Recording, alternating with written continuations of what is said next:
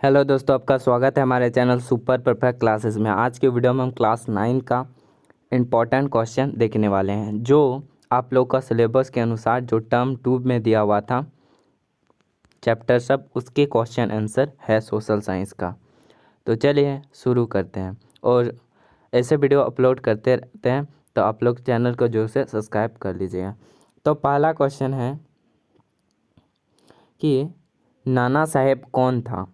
तो इसका आंसर हो जाएगा नाना साहेब। तो वो पेशवा बाजीराव द्वितीय के दत्तक पुत्र थे। इस प्रकार का आपका 2 नंबर का क्वेश्चन रह सकता है इस प्रकार का। तो आप लोग जरूर से देखिएगा इस वीडियो को कि नाना साहेब पेशवा बाजीराव द्वितीय के क्या था, दत्तक पुत्र था।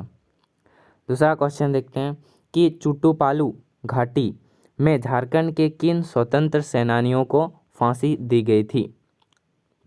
जो आंसर देखते हैं कि ओरमांझी क्षेत्र में टिकेत उरांव सिंह, जो चुटुपाली घाटी था वो ओरमांझी क्षेत्र में था। जो डकैत उमराव सिंह और शेख बिहारी को 8 जनवरी यानी कि उमराव सिंह और शेख बिहारी को फांसी दी गई थी कि 8 जनवरी 1858 ईस्वी को। और चुटुपालू घाटी एक वृक्ष में लटका दिया था उमराव सिंह और शेख बिहारी को, फांसी में लटका दिया था एक वृक्ष में। तीसरा नंबर क्वेश्चन है कि 1857 ईस्वी के विद्रोह का तत्कालिक कारण था। क्या कारण था जो 1857 के विद्रोह में। तो चलिए आंसर देखते हैं। तत्कालिक कारण क्या था, तो चर्बी वाला कारतूस जो इनफील्ड नामक राइफल में भरने पे गोपुर मुंह से खोलने पड़ते या, यानी कि जो चर्बी वाला कारतूस जो बंदूक था चर्बी वाला कारतूस एक बंदूक था जो हिंदू के लिए, इसमें सुअर का चर्बी लगाया जाता था, इसलिए इसका विरोध कर रहे थे। और एक प्रकार का बंदूक था जो अंग्रेज इस्तेमाल करते, इसलिए तो 1857 का तत्कालिक कारण ये भी था कि चर्बी वाला कारतूस जो कि अंग्रेज इस्तेमाल कर रहे थे।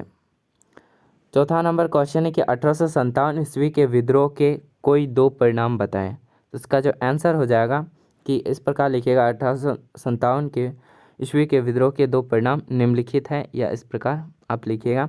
इसके बाद लिखिएगा, पहला हो जाएगा कि कंपनी के शासन का अंत हो गया तथा भारत में ब्रिटेन के पार्लियामेंट का शासन लागू हो गया।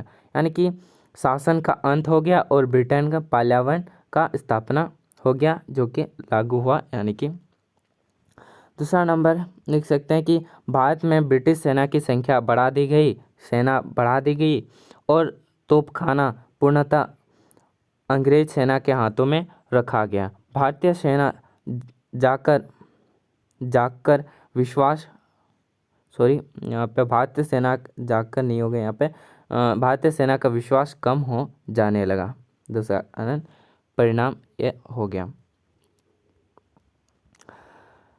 अगला क्वेश्चन है कि 5 नंबर 18वीं शताब्दी में भारत में बुनाई के प्रमुख केंद्र क्या थे। यानी कि जो बुनाई होता वह प्रमुख केंद्र कहाँ था 18वीं शताब्दी में। तो चलिए आंसर देखते हैं।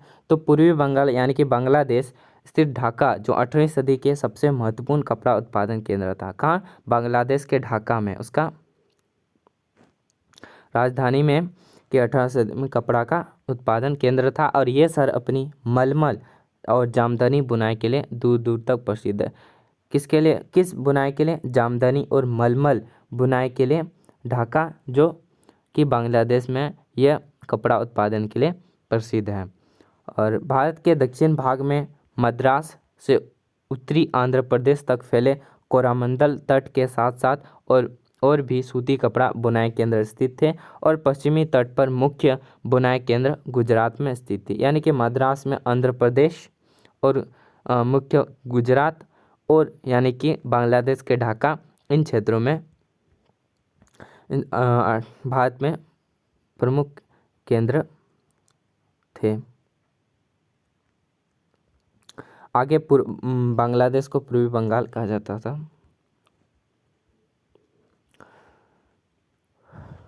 6 नंबर क्वेश्चन है कि यूरोप में किस तरह के कपड़ों की भारी मांग थी। इसका जो आंसर हो जाएगा वह हो जाएगा यूरोप में भारतीय कपड़ों यानी कि भारत का कपड़ा और विशेषकर सूती कपड़ा बुनकरों द्वारा निर्मित होता था और भारी मांग की जाती थी। इन वस्त्रों में सूती वस्त्र, मसलिन, कैलेको और छीट आदि प्रमुख थी। अगला क्वेश्चन है कि विलियम बेंटिंग जो से पहले सती प्रथा पर रोक लगाने के लिए किन लोगों ने प्रयास किया। सती प्रथा एक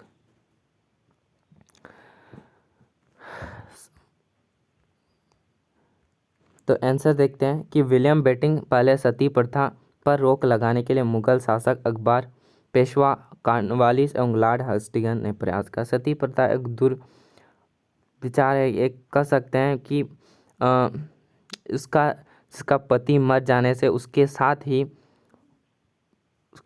पत्नी को उसके साथ ही जला दिया जाता था। तो सती प्रथा बहुत लोग विरोध कर रहे थे, बहुत ही खराब था सती प्रथा। इसलिए सती प्रथा का रोक लगाने के लिए कौन कौन था। अकबर था, अकबर ने प्रयास किया, पेशवा ने प्रयास किया, लॉर्ड कॉर्नवालिस और लॉर्ड हस्टिंगस ने प्रयास किए थे। याद रखना ये आ सकता है। अगला क्वेश्चन है कि ज्योतिबा फुले कौन था। ज्योतिबा जो फुले था वह कौन थे। तो एक समाज सुधारक थे।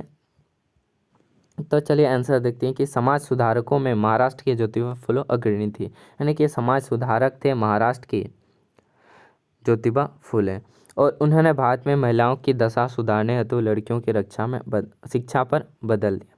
यानी कि शिक्षा पर बल दिया और महिलाओं को दशा सुधारने के लिए और शिक्षा प्रदान करने के लिए प्रयत्न किया और इसके लिए लड़कियों को शिक्षा के लिए स्कूल खोले गए। यानी कि स्कूल भी ज्योतिबा फुले ने महिलाओं के लिए खोले। इस बात के लिए प्रेरित किया कि समाज का विकास बिना लड़की को उचित शिक्षा दिए संभव नहीं है, द्वारा नहीं होगा।